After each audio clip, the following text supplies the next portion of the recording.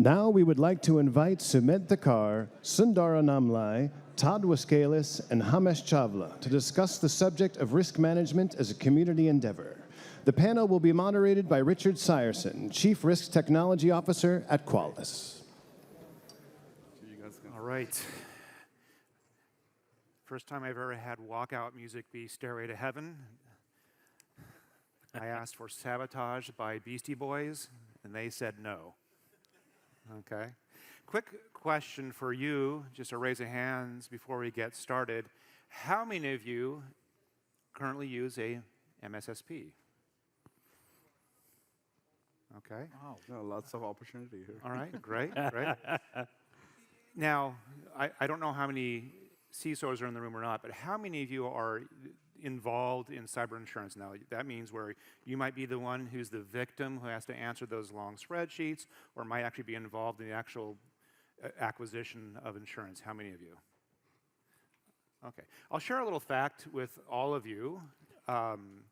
So I've been doing a speaking tour on, obviously, ETM, right, and Risk Operations Center, with CISOs. And I always ask the question, how many of you are directly involved in cyber insurance, meaning where you're the one who's defining what your residual risk is and then acquiring an insurance limit? If I would ask that question 3 years ago, it would have been 0, and people would have not known what I was talking about. As of this last year, and this is stuff I've done globally, roughly it's just about 40% of the CISOs are raising their hand. Not that they're doing the questionnaires, but that they are defining what the requirements are. So I think that's really interesting. So this leads to our discussion. All right, are you guys ready? And this will be for Sundhar, for you first. So how can, from a SOC perspective, my question is, in terms of value at risk, in terms of what we actually stand to lose as a business, what role can companies like yours, MSSPs, play in that process? Yeah, it's a great question, and one of the contextual answers to that is exposure management, SOC operations, NOC operations are elements in terms of functions that have been coming together over time, and this is an evolution within the customer environment of traditional IT, SOC, IT operations, risk, and compliance. Every customer is on their own journey.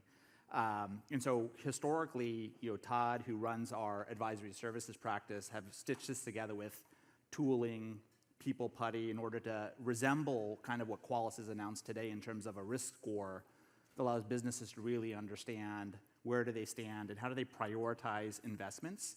If I had a cooler voice, in a world where capital investments and expenses are unlimited, it's solvable.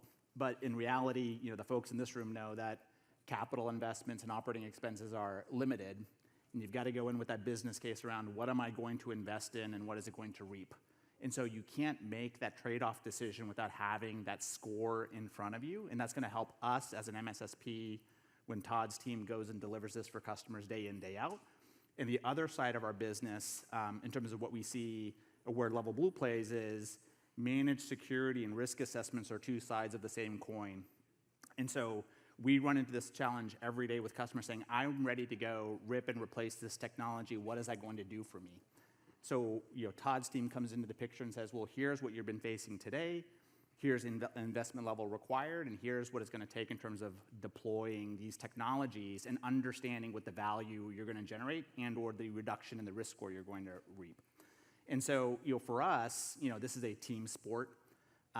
It takes all the players on the field. We're just one piece of the puzzle. We partner with our customers to help solve their security challenges and outcomes. And so, we work with the customer, their teams, their third-party suppliers in terms of executing a security playbook that they want to go execute against. And for us, it's not about pushing paper, which is what security often becomes in terms of we did X amount of activities, which, to Sumedh's point earlier, looks good on a slide, but doesn't really drive any outcomes for the customer. And so we want to be in the business of driving security outcomes for customers, and that's what we think we have in terms of a partnership of what the ROC is going to represent in terms of what we combine with as an MSSP as well. Thank you. So in terms of actually delivering recognizable risk reduction value operationally, right? Maybe you can tell me a little bit more how that actually plays out in your work. Yeah, so I think there's a couple of things here. So first off, Sumedh mentioned it earlier, right? Speaking the same language. Sundar talks about team sports, right? Like one of the most important things in sports is communication, right? So you could say, hey, Leo, orbit, 967, check, hop, 753, H swing. And believe it or not, that's what a lot of us sound like when we're talking to, our executives when we're telling about, the risks that we're seeing inside of the business or, the exposure that they might have. And when you understand that common language, when you can bring that down to the same, the same platform, it's going to be critical. So I think one of the biggest things that will come out of this is the ability for those that are managing the vulnerabilities or aware of the security inside of the environment to speak the same language to the ones that can make the decisions. So I think that's the most important thing. But then, in the tangibles, right, so prioritization of vulnerabilities. And we mentioned it earlier that we get a lot of noise in the wire, and being able to find out of that noise, what is the ones that we need to, what is the intelligence that we need to go after and action on. It helps with strategic planning. So as you're moving through maybe zero trust initiatives and you start identifying your critical assets and data sets inside of the environment and understanding the risk around those, it helps you in that journey to zero trust. Metrics and KPIs, so that you are speaking the same language as the board members and you're positioning your organization to get the funding that you need. And then you can show continuous improvement as you're measuring those KPIs and metrics, right? So, I think it was mentioned earlier, we stopped 20,000 attacks this month. Well, that's great. How many did you let through? Can't tell you, right? But I can tell you that our risk exposure was here, and we've done this, and this with this investment, and now we're down to here. And so that's going to be really critical. And I think business alignment is also another important one in this area, right? So we tend to have a little bit of friction sometimes between the security group and the IT group, but if we can get on the same plane in terms of we're working for the same target, and it's a target that our leadership is going to acknowledge that's what we're working as an organization, then I think that's going to help us out. So when I think about just I'm a serial recovering CISO, and my experience of working with MSSPs, you have your first line, second line, third line, and all the others. And my experience was that the first line was a false positive generating organism, right? Anyone else have that experience? I know there's a few hands with MSSPs. So what I'm hearing you say is that in light of the ROC, that the process we can have is we can reduce that noise, really reduce the amount of unnecessary work that may not even make its way to the third line. Yep. Is that what you're seeing? That's it. I think the line is what data without intelligence is just noise. Right. Right. This starts to provide some intelligence into that data that's going to be actionable. So I know you all don't struggle with this, but vulnerability management is hard, because I know you're all using Qualys, so it's easy for you. Vulnerability management is hard for a lot of organizations, and so as an MSSP, we help those organizations by providing a managed vulnerability program, leveraging, obviously, the Qualys tool set to do this. And having those conversations with our clients and being able to articulate this additional business prop and bringing it all together is really going to be critical. Right, great. All right, so my experience with insurance, switching a little bit to that topic, historically, how we got insurance was that brokers and their underwriters would basically do large benchmarks and surveys. And they wouldn't even take a look at your actual risk. They'd just be taking a look at the market and then deliver a number. Now, more recently, with companies like yours and others, what we're getting now data into that process. Typically, that's just a drive-by scan. You know what I mean? Like there's some kind of external scan going on. That's like someone driving by my house, and they look at my environment, they see that I don't mow my lawn, and they assume I must beat my children, right? So the fact is, though, we can do a lot better than that. The problem is we don't have inside. We have some outside-only information. What we need is inside out and outside in. So maybe you can tell me about, because I think this is the next evolution in insurance. Maybe you can tell me more about how you guys are playing in that, and in particular, what does it mean to have true risk as a score be recognized? No, thank you, Rich, and so wonderful to be here, folks. This is such an engaged event. I was telling Sumedh earlier, and great to be part of this panel with folks here. But we started Mulberri, as you can see, with a mission to transform the insurance processes. Now, you can call them Stone Age, you can call them Old Age, it's up to you. But that was our mission, using the power of data, using the power of now large language models that we have at the moment. And while we were doing so, what we saw was there was an increased awareness, because our target segment was small, medium businesses for cyber insurance. And they have been struggling to find a good solution in terms of that. So we embarked on that journey, creating a very frictionless, simplified product for the small, medium businesses with regards to our own cyber MGA product line. And Sumedh had shared this vision about bringing protection and insurance together. And I firmly believe, and in fact, this is what we see in our industry where we come from, that this is all converging now. And if you look at what insurance is all about risk. You can take any insurance. It doesn't have to be cyber. So determination of risk is what tells you what to write premium or to decline premium.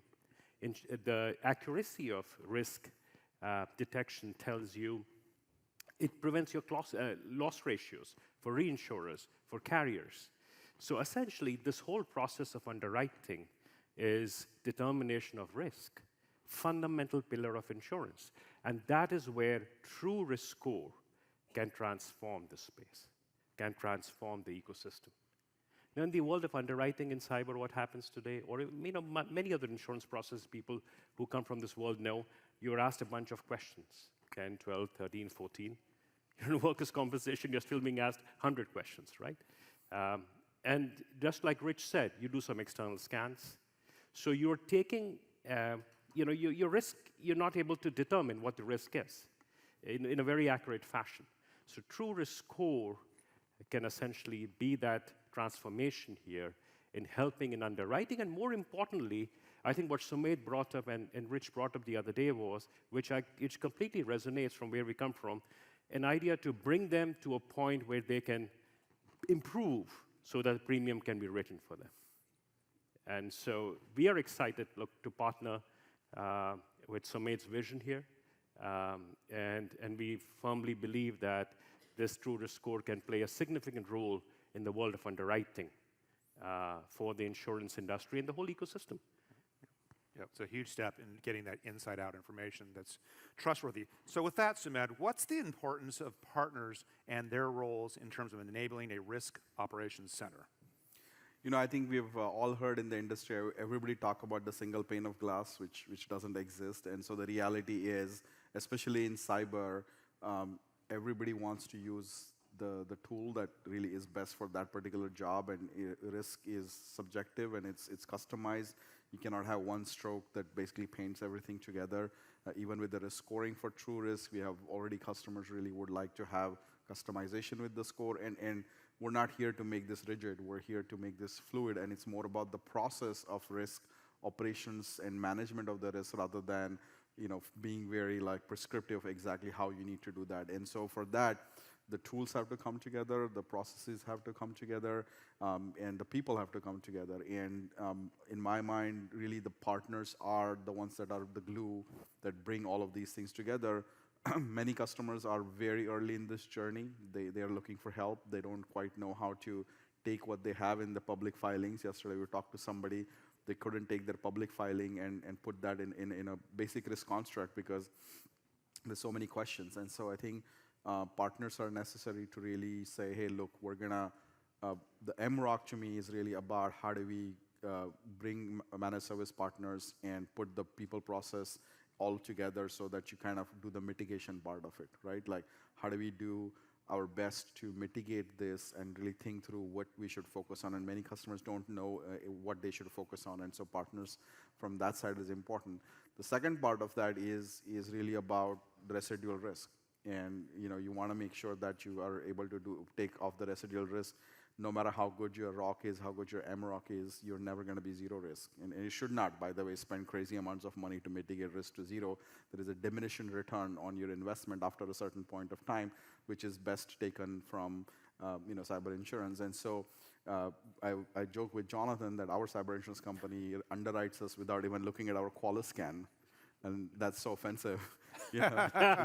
We're so good at what we do. And so this transformation, I think, is needed where customers who have a good risk score is more representative of the fact that they're doing the right things with their ROC to really, truly drive down their risk, and which means they're investing, and they're investing more, and they're really putting the right controls in place, and they should get the benefit of that investment, right? So you front load that investment, you should be able to reduce your cyber insurance because you're actually doing a good job up front. And so your investment can actually create a return on your premium if you have a good score. And I think for for the cyber insurance industry, a lot of times they are also blindly underwriting a bunch of stuff with, they're taking risk.